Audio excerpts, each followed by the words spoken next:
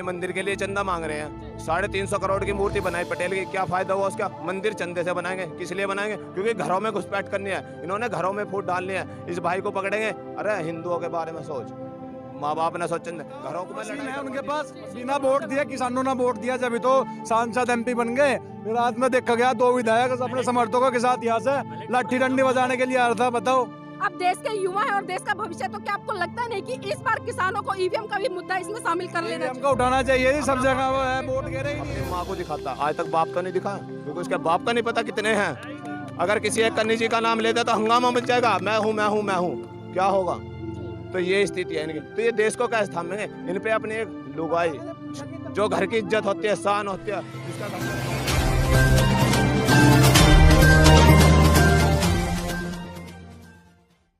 लाखों इंसान थे जी, ऐसा कैसे है? मुजफ्फरनगर से आए हम, चौधरी साहब के आन पे अजीत सिंह ने सबको समर्थन दे दिया। बताओ, ये तो मोदी सरकार है, तानाशाही दिखा रही है अपने किसानों को, ऐसे थोड़ी हटा देंगे यहाँ से। बताओ आप, पश्चिमी उत्तर प्रदेश का किसान तो अब आएगा, 500 ट्रैक्टर आने लग रहे, देखे किसको रोक लेंगे।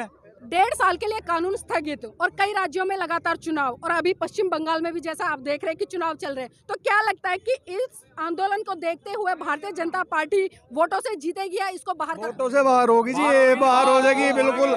इतना बड़ा वोट बैंक इन्होंने अपना खो दिया, बहुत ज्यादा। 2014 में मोदी को वोट करा था, लेकिन 2 करोड़ रोजगार दूंगा, 15 लाख का दूंगा। इससे झूठा प्रधानमंत्री आज तक का हमारे देखने में नहीं आया। लेकिन हमने भारतीय जनता पार्टी के कई नेताओं की लगातार स्टेटमेंट भी सुनी है, वो ये कहते नजर आते कि हमें तो इस देश के लोगों की वोटों की जरूरत नहीं है। तो क्या लगता है कि वो लोग ईवीएम के आप ये बताओ, मशीन है उनके पास, बिना वोट दिया, किसानों ने वोट दिया, जब तो सांसद एमपी बन गए।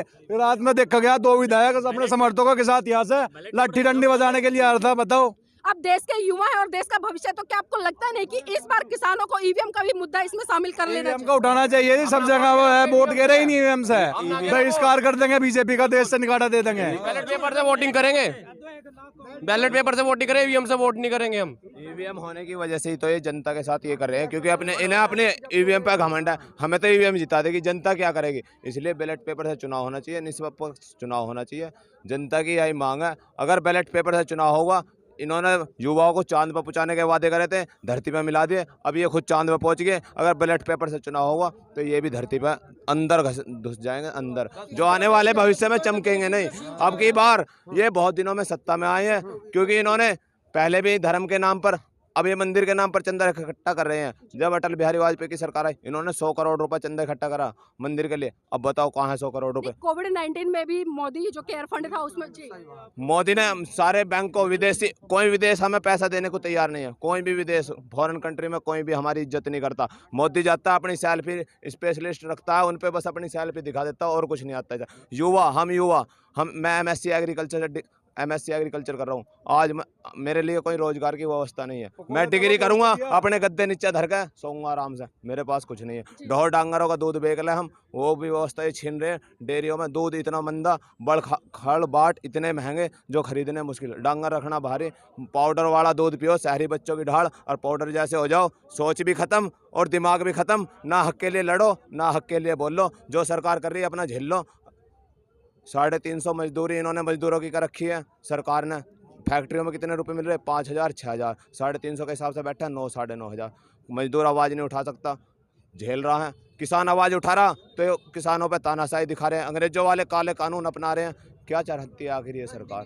हम आपसे पूछना चाहते हैं जी। हम लगातार देख रहे हैं कि जब से 7 साल से भारतीय जनता पार्टी पूर्ण बहुमत के साथ सरकार में आई है, लगातार हम देख रहे हैं कि जो संविधान है उसकी तो धज्जियां उधेड़ के इसने रख दिया। संवैधानिक रूप से कोई भी काम भारतीय जनता पार्टी का सांसद या विधायक नहीं करता है। तो इस पर क्या कहना है कि आज देश में कहीं ना कहीं संविधान पर भी एक गाज गिर रही है, तो इस देश के युवाओं को संविधान बचाने की तरफ भी एक कदम बढ़ाना चाहिए, इस पर क्या है? ये मुसलमानों को कहते हैं कि वे मदरसे के या अपना वो कानून, इस्लामिक कानून हम पे थोपना चाहते हैं। तो ये हिंदुओं का नाम लेके, अपना घर भर के और पेट भर के, पूंजीपतियों की सेवा करके, मोदी कहता था कि मैं चौकीदार हूँ। अब पता चल रहा है लोगों को वो चौकीदार है, सच में चौकीदार है, वो अडानी अंबानी का चौकीदार है। इसलिए उनके सेफ रखने के लिए वो किसानों ने उसका विरोध किया। टावर उखाड़े, क्या उस पर, क्या सरकार पे क्या दिक्कत है? प्राइवेट सिस्टम को उखाड़ना कोई दिक्कत है? लेकिन जब हिंदू राष्ट्र की बात भारतीय जनता पार्टी करती है तो हम कहीं ना कहीं देखते हैं, अगर भारत देश हिंदू राष्ट्र होता है तो उसमें फिर वर्ण व्यवस्था भी आएगी। वर्ण व्यवस्था के तहत आप सबको पता है कि पहली श्रेणी में ब्राह्मण को रखा गया, दूसरी में क्षत्रिय को, फिर वैश्य को, फिर शूद्र को। तो क्या ये माहौल आज का युवा देख पाएगा कि जिस तरह से आज पढ़ा लिखा तबका है कि वो इन 1% लोगों की गुलामी कर पाएगा? गुलामी क्यों करेगा? पढ़ा लिखा तबका क्यों गुलामी करेगा? अगर जो गुलामी करेगा वो जीने के लायक ही नहीं, पढ़ाई लिखाई उसके लिए कोई मायने नहीं है।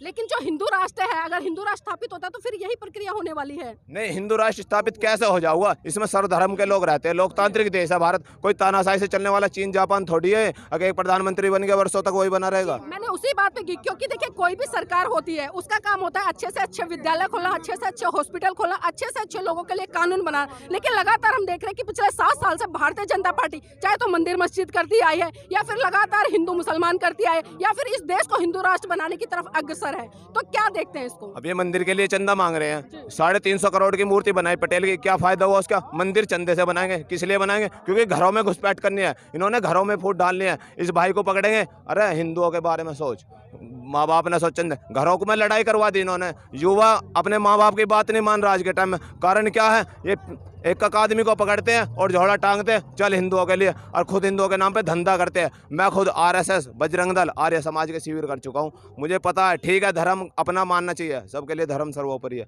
लेकिन धर्म के नाम पर धंधा कहाँ तक चलेगा ये तो बताओ आप। लेकिन हम देखते हैं कि धर्म है, धर्म मनुष्य के विकास के लिए होता है, लेकिन आज उस धर्म के तहत ही इस देश में इतने दंगे हो रहे हैं कि एक आम व्यक्ति पेट भर खाना भी नहीं खा पा रहा है। और हमारा जो किसान भाई है वो लगातार 65 दिन हो गए यहाँ सड़कों पर है। तो क्या लगता है कि इस देश के जो सत्ता पर काबिज लोग हैं उनको इस देश के भविष्य को आगे बढ़ाने के लिए काम करना चाहिए, या हिंदू मुस्लिम की राजनीति करनी चाहिए? देखो, सत्ता पे जो काबिज लोग हैं, पहली बात, मोदी भी रंडुआ, योगी भी रंडुआ, ना उन्हें गृहस्थी का ज्ञान, ना उनका जमीन, ना उनका जमीर, दोनों चीज उनकी बिकी हुई है। इसलिए ना उन्होंने युवाओं से मतलब, ना इन्होंने किसी बड़े बुजुर्गों से मतलब, क्योंकि उन्हें सम्मान ही करना ना। मोदी है, अपनी माँ को दिखाता, आज तक बाप तो नहीं दिखा, क्योंकि उसके बाप का नहीं पता कितने हैं।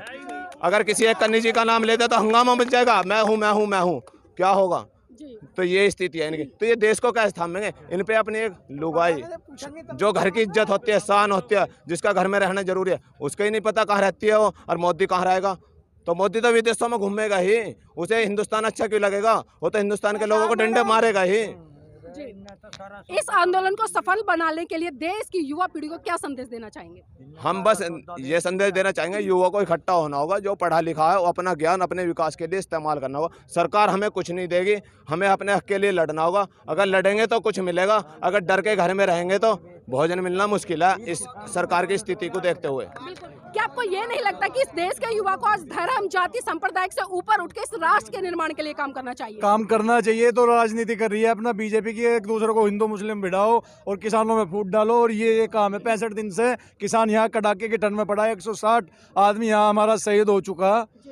प्रधानमंत्री को एक शोक संदेश, ट्विटर, कुछ भी मैसेज कोई वायरल हुआ है? प्रधानमंत्री की माँ मर गई थी पाकिस्तान में, वहाँ नवाज शरीफ की, उसके लिए तो खत लिखने के लिए टाइम है। यहाँ पे उसका देश का किसान जो अन्नदाता है उसके लिए वहाँ एक ट्वीट भी नहीं। कच्छ में जाके बात करता है, वहाँ पे बात करता है। 1.5 महीना हो गया किसान यहाँ पे बैठा है धरने पे। दिल्ली कितनी दूर है यहाँ पे? 5 मिनट का समय नहीं है क्या प्रधानमंत्री जी के पास कि आए अपने अन्नदाता से बात करे? ये तो अपनी तानाशाही है कि किसानों को मारो पीटो, यहाँ से भगा दो, चलता कर दो अपना जो भी है। आखिर मोदी जी की ऐसी क्या मजबूरी है कि आज पूरा भारत देश रोडों पर उतरा है और हर व्यक्ति इस किसान जो बिल है इसका विरोध कर रहा है? तो हमारे भैया ने बता दिया कि तो चौकीदार है अंबानी अडानी का। जैसे अंबानी अडानी ने लिख दिया ना उसको, ये कानून है करेगा, उसको पलटेगा नहीं, वो जो है वही चलेगा इस वे पे। जोड़ी ठाका बगीरा 18 साल की उम्र में खुद बताया था कि माँ के जेवरात चोरी करके घर से चला गया, जब से घर नहीं गया।